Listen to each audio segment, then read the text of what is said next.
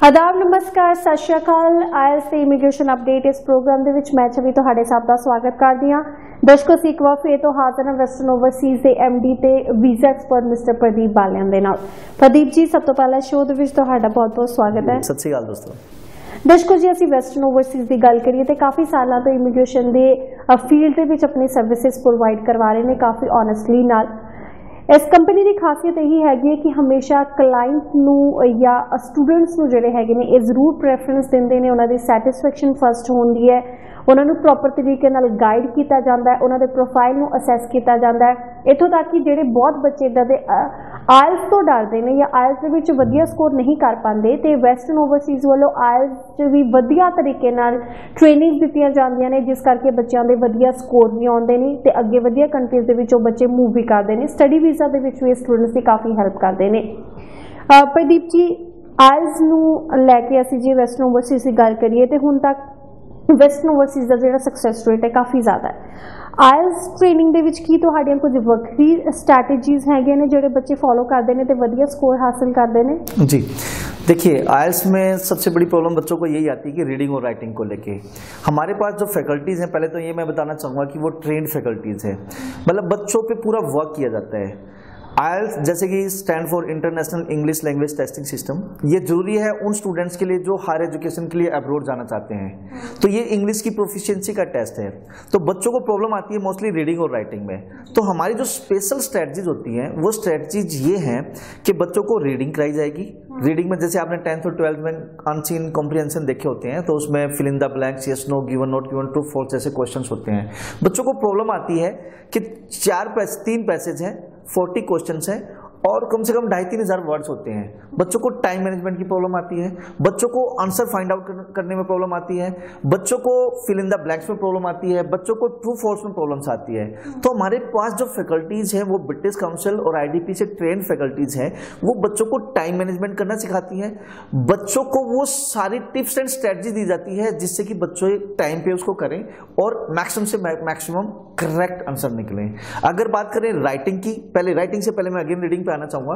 बच्चों को जो सबसे बड़ी यहाँ पे प्रॉब्लम आती है कि टफ वर्ड्स होते हैं, उनको पता ही नहीं होते इनकी मीनिंग्स क्या हैं। तो जब बच्चे रीडिंग को अटेम्प्ट कर रहे हैं तो उसी टाइम पे हर पैसेज से 20-25 टफ वर्ड निकाल के व्हाइट बोर्ड पर लिखे जाते हैं, बच्चों को उसके मीनिंग्स दिए जाते हैं। उसके बाद नेक्स्ट डे इसी टफ वर्ड्स के स्टूडेंट्स के साथ स्टूडेंट्स का हम टेस्ट लेते हैं। दूसरी बात, जब बच्चों को ये आंसर चेक कराते हैं तो बच्चों के साथ क्वेश्चन 1 से लेके 40 क्वेश्चन तक डीपली बच्चों को बताया जाता है कि कहाँ से बेटा कौन सा आंसर कहाँ से आया। दूसरी बच्चों को प्रॉब्लम आती है राइटिंग में। राइटिंग पहले हम बच्चों के साथ डिस्कस करते हैं, डिस्कस करके बच्चे फिर उसको अटेम्प्ट करते हैं, फिर वो चेक होती है। उसके बाद बच्चों को A to Z जितनी अगेन प्रॉब्लम्स आ रही हैं वो सारी चीज बताई जाती है। अगला, बच्चों को सबसे बड़ी प्रॉब्लम आती है ग्रामर में। बच्चों को हम फ्री कॉम्प्लीमेंट्री ग्रामर क्लास देते हैं, क्योंकि ग्रामर के बगैर ना तो बच्चों की राइटिंग इंप्रूव हो सकती, ना स्पीकिंग इंप्रूव हो सकती।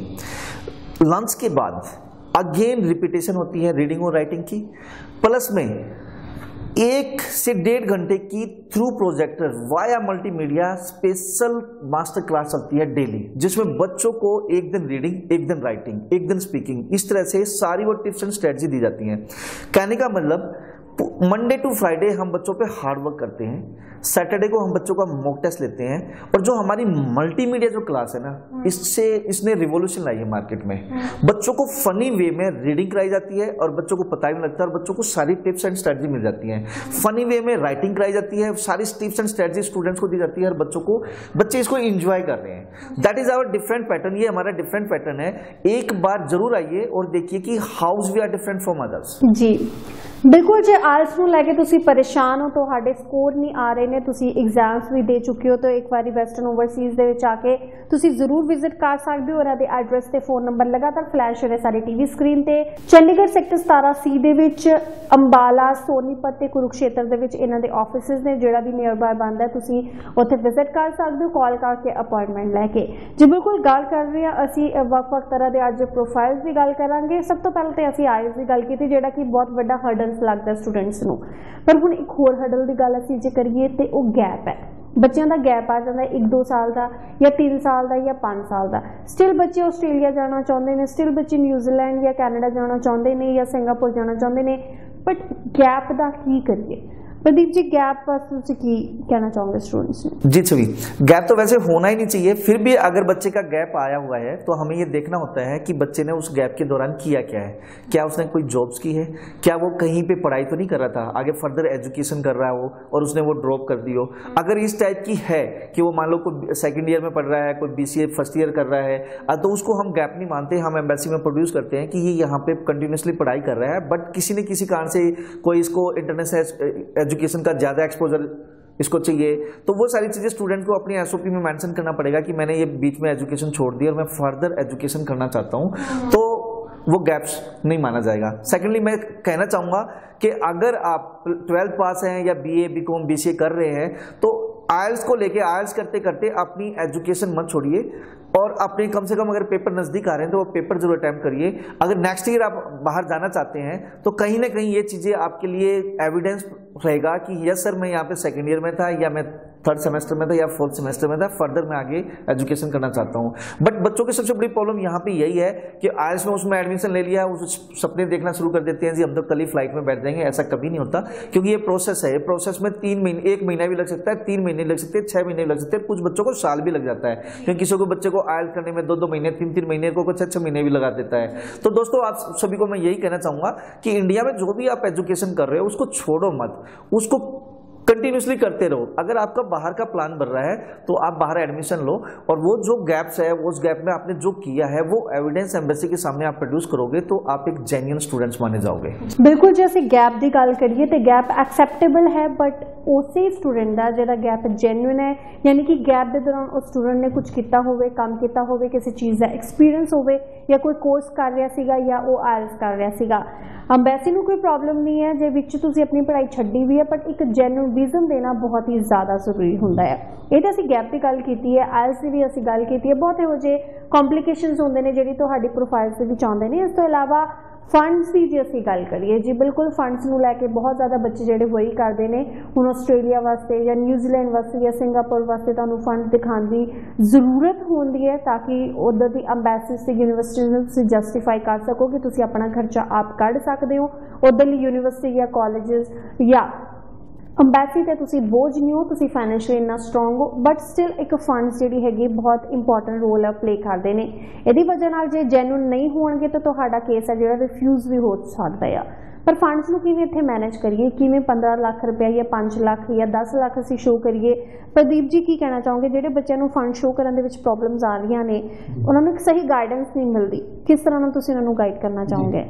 देखिए, जब भी मैं अपनी क्लास में जाता हूँ, मैं स्टूडेंट्स को मैं लेक्चर देता हूँ, तो उसमें सबसे पहले मेरा फंड्स को ही लेके होता है कि फंड्स में बच्चों को प्रॉब्लम आती है, इस प्रॉब्लम्स को कैसे दूर कर सकते हो। एक बहुत लंबी डिबेट है, लेकिन मैं इसको डिस्कस करना चाहूँगा एक अच्छे वे में। अगर आप स्टूडेंट्स या आपके पेरेंट्स अगर इस शो को देख रहे हो तो मैं बताऊँगा कितना ईजी आप अपने फंड्स मैनेज कर सकते हो।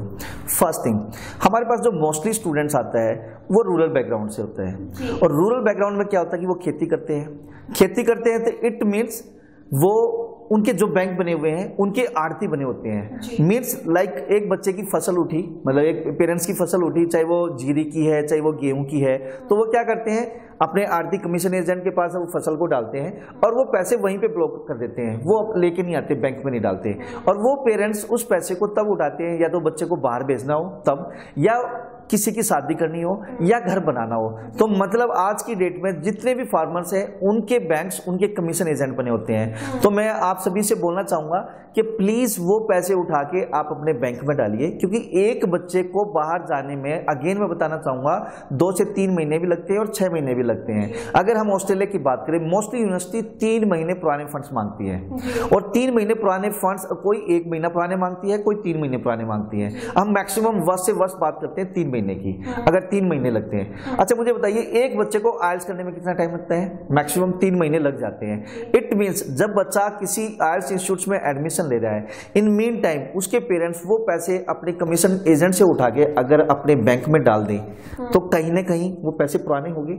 5 लाख हैं, 7 लाख हैं, या 10 लाख हैं, या 15 लाख रुपए हैं, कहीं ना कहीं से लेके वो या अपने कमीशन एजेंट से उठा के पैसे डाल सकते हैं, तो वो वाइट के पैसे हो जाएंगे। पहली बात। दूसरी बात, अगर कुछ रिश्तेदार हैं आपके, क्लोज रिलेटिव है, आप उनसे उधारे भी मांग सकते हो, वो लेके भी पैसे डाल सकते हो, ठीक है। इसके अलावा आप अगर डिग्री के लिए जा रहे हो तो मोस्टली बैंक आपको लोन भी देते हैं, तो आप लोन भी ले सकते हैं। इसके अलावा हो सकता है कि आपके पास LIC हो, कोई आपने शेयर या डिबेंचर ले रखे हो, उसको सरेंडर करके वो पैसे आप अकाउंट में डाल दो, तो वो पैसे भी चल सकते हैं।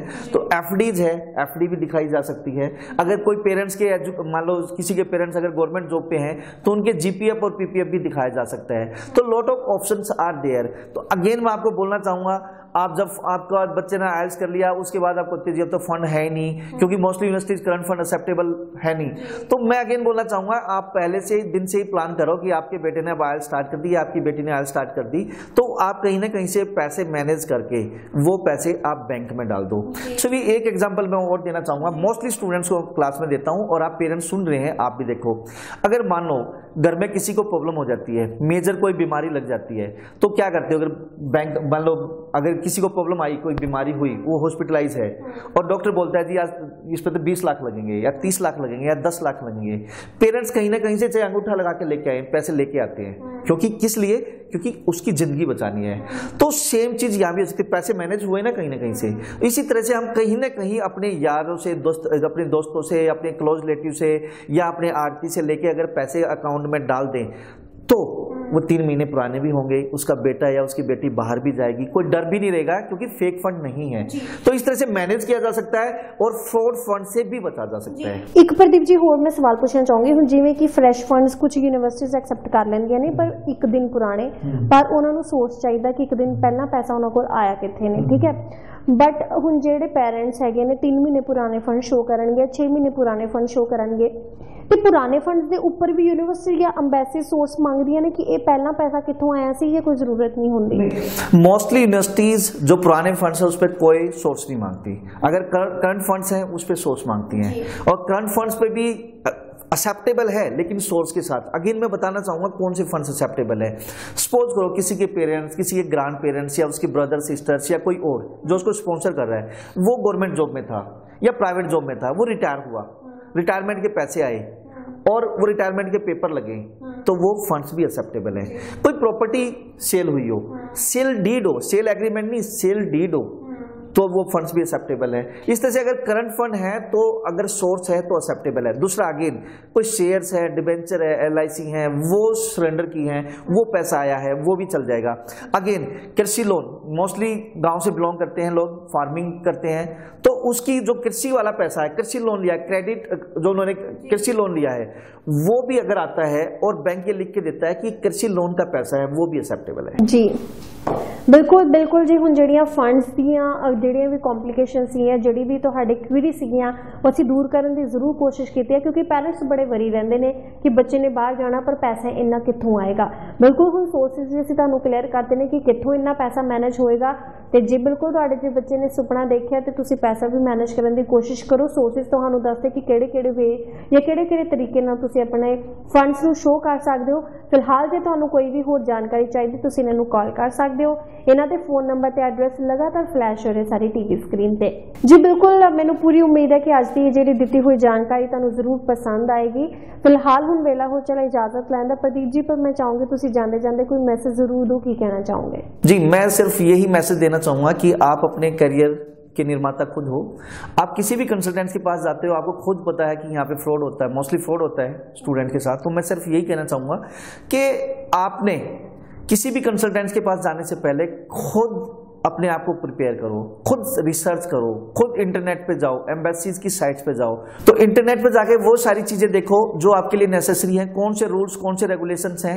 आप 10 कंसल्टेंट्स के पास जा रहे हो तो आप पकड़ सकते हो अगर आपके पास नॉलेज है। कोई कंसल्टेंट्स अगर आपको गलत मैसेज देता है या गलत इन्फॉर्मेशन देता है, अगर आपके पास नॉलेज है, आपने पहले ही अपने आप को प्रिपेयर कर रखा है, तो आप पकड़ सकते हो कि ये बंदा गलत है या ठीक है। बिल्कुल दर्शकों, हुण वेला हो चले इजाजत लैण दा। Pradeep ji thank you so much for being in the show.